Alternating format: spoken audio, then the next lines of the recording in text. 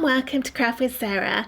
In this video I'm going to show you how to assemble my cute little Thanksgiving turkey layered design. This is a new layered design on my blog for this year, and just look how cute he is with all of the details in his tail and those beautiful mandala feathers, and there's so many layers in this to give a wonderful 3D appearance. You can get the free Thanksgiving Turkey SVG from the link in the description underneath this video, or go to craftwithsarah.com to find it directly on my website. After you've downloaded the free Turkey SVG, you'll need to unzip the folder that it comes in. If you're not sure how to unzip a folder, check the matching tutorial for this video, as I've included some links in there on how to do it. When the folder's unzipped, it's time to upload the SVG file into Cricut Design Space. Go into Upload on the left and then Upload Image. You can then either click Browse to find the file on your computer, or you can drag and drop it in. All my SVG files start with SVG in the file name, so that's the one that you're looking out for. I'm going to drag and drop mine in, and this particular one is called svg_turkey_craftwithsarah.svg. So I'm going to drag that one in and then let go. This is going to show a preview, and it should look like this with all of the colours one on top of the other. If yours looks different and you can see all of the layers completely separate from each other on the screen, that probably means you've accidentally uploaded the wrong file type. So if that is the case, click cancel down on the bottom and then try again and make sure you get the one which starts SVG. I'm going to go ahead and click upload, and now the turkey is available in my recent uploads, so I can click it to get that green border around it and then press add to canvas. Here is the little turkey, and this would be ready to cut as is, but it's probably a good idea to have a little think about where you're going to be displaying it first. For example, is it going to go in a photo frame or a shadow box? And if it is, then measure your frame first so you know how big to make it. So I am going to put this in my frame, and I want a little bit of space around the edge because I'll put a nice background paper in. But I do want the turkey to fill up quite a lot of the frame because that tail with all the mandala in is just so pretty. So I'm just kind of guesstimating here, but I reckon about 7 inches wide is going to be good, or rather that should be 7 inches, probably on the longest side. So I'm going to go into Design Space and resize the design to match that. Once you've measured your frame, then you can change the width and the height by typing into these boxes at the top. Make sure the padlock icon is closed, and then set your width or height to whatever you want. You only need to change one of them. For example, if I make my width 8.5 inches and then press enter, you can see the height changes in proportion, so everything stays looking exactly how it is supposed to. When you're happy with the size of your turkey, click Make It on the top right, and this will split out all of the different colours for you. If you want to, you can change the paper size in the drop downs, and you will need to do this for every single colour that you want to change the matte size for. You can drag and drop the layers around so that you use up less of your cardstock. When you're happy with how all of your mats are looking, click continue down the bottom and then follow the on-screen instructions to cut everything out with your Cricut machine. Here's my little Thanksgiving turkey, and I've just layered all of the layers one on top of the other to check that I've got everything, and also that I'm happy with the colours before I start sticking it together. Now, one thing I have done is I've stuck on the little cheeks and the eyes, just because I actually cut this a couple of days ago and I was really worried that I was going to lose those teeny tiny pieces, so I have already stuck those ones on, but I'll show you how to stick together the rest of it. So I'm just going to move this all apart until I've got the bottom layer, which is this yellow one, and then the orange to go on top. So for this layer I'm going to glue it, and the glue I like to use is called Collal, and the reason I like this is it doesn't bend or warp the card like some other glues can do.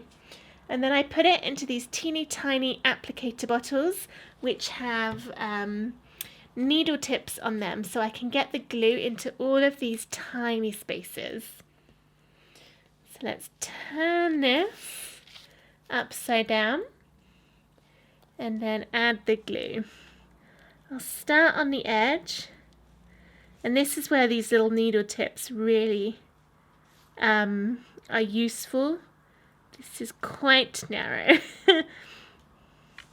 I want to try and get the glue on it though, because it will give a much better stick, and it means it won't sort of come up. If there was no glue on, it might catch or rip. We don't want that. It's just a bit of glue around all of that, and then I'll put some in the middle too. Now I can bring that bottom back in. Let's put it in the middle and stick this orange over the top.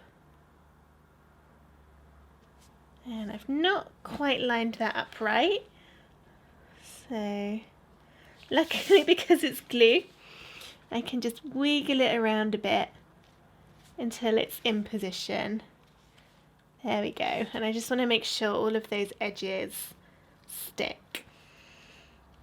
There we go, first 2 layers done. Next I'm going to move on to this solid red one, and for this one I'll use 3D foam pads. The foam that I like to use is this Dot and Dab brand, and I tend to cut them in half so that they just go a little bit further, but there are loads of different types of foam pad that you could choose. Let's turn this upside down. Here are my foam pads that I've cut up a little bit smaller. Sorry if you heard a motorbike then, that was very, very loud outside. I'm adding one of these into all of the spikes so that it gets a nice firm stick, but you also want to put them in the middle to form a firm barrier for the other layers to sit on top.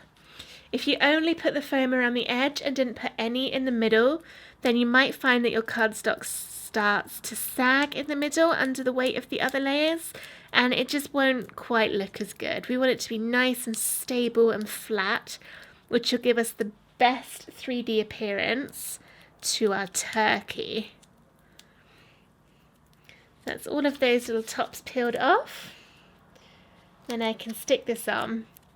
So my trick for sticking on with foam pads is to just line it up first and then gently put it down and drop it.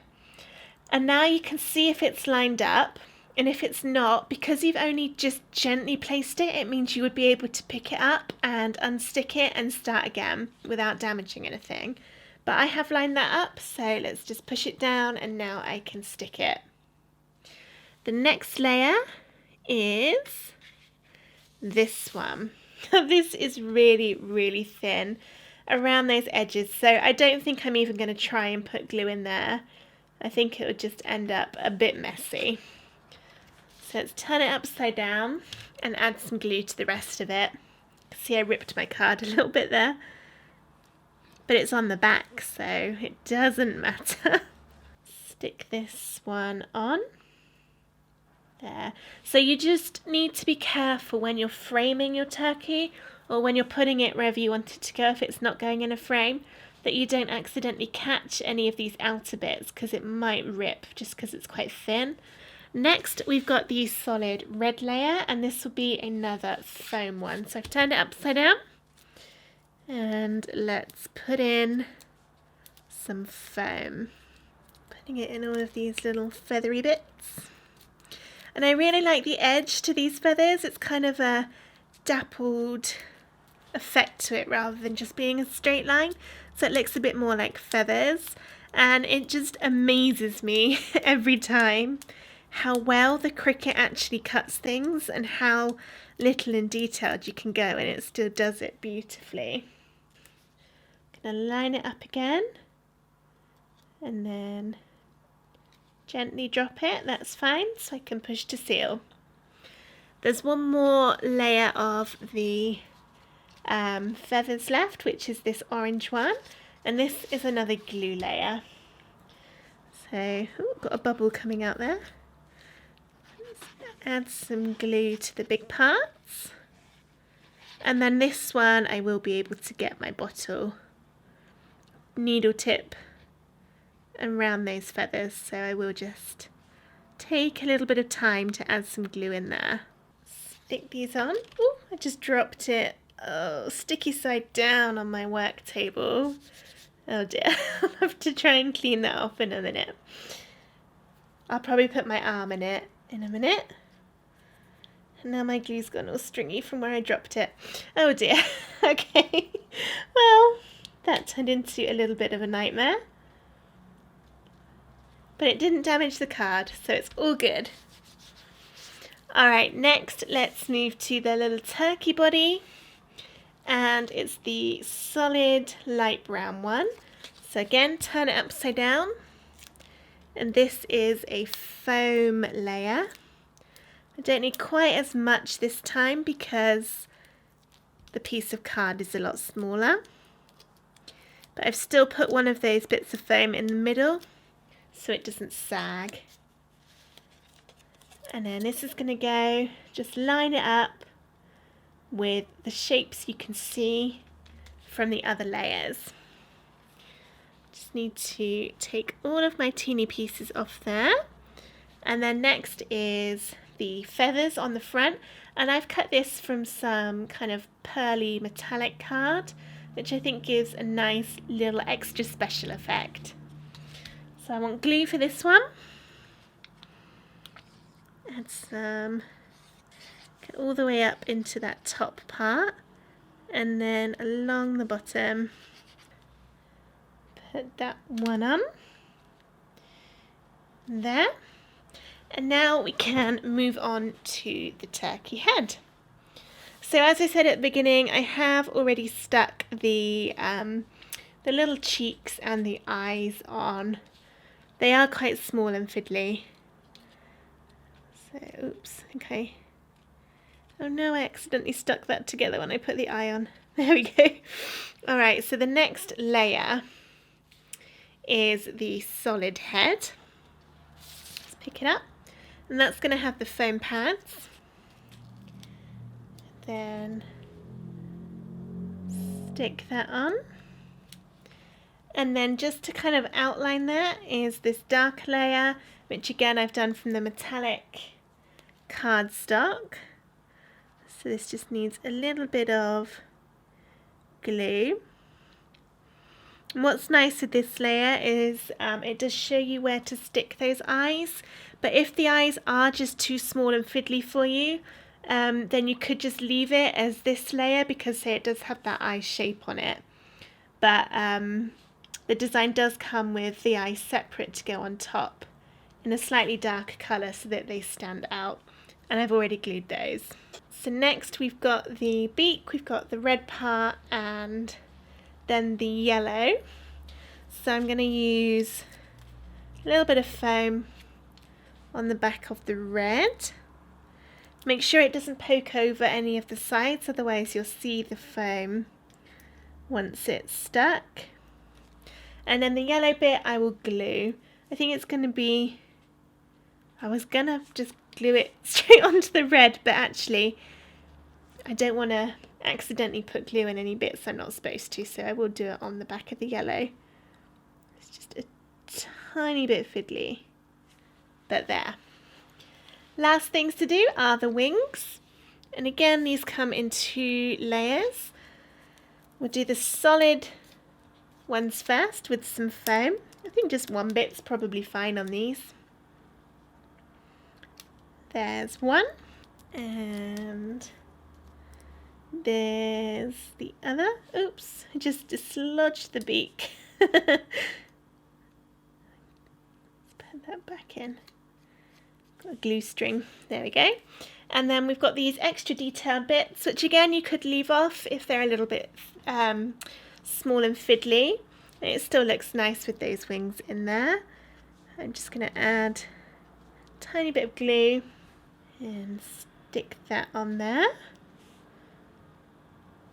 And then the next one, exactly the same, just a tiny bit of glue on those pieces. My glue's getting a bit stringy because I was silly and left the lid off of it, so it's drying out a little bit. Tuck that one on there. And there we go, my little Thanksgiving turkey is now all ready to go in the frame. I just pick it up Move it a bit closer so you can see all of those layers. There we go. I'm going to put this in a frame with some other bits of cardstock to make it look really nice and pretty. If you'd like to know how to do that, check the description of this video. I'll link to another video and tutorial which is all about how to frame your layout designs. I hope you enjoyed this video on how to assemble my cute little Thanksgiving turkey. If you'd like more free layered Thanksgiving SVGs, I do have another one available on my blog.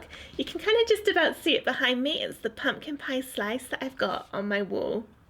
For all of my free SVGs, go to craftwithsarah.com/free-SVGs.